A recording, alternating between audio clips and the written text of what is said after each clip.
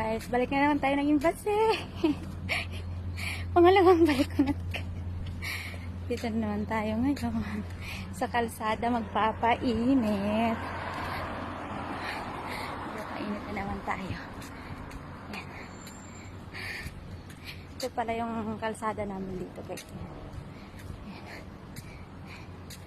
Huwag kayong matakot kaya walang tao. Ganito yan dito guys. Kumbaga payapa yung mga tao dito.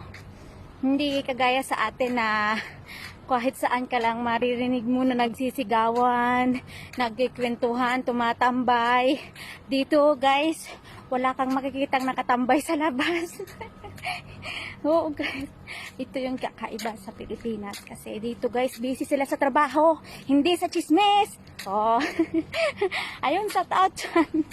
Shout out sa mga nagchichismis. Alam mo guys,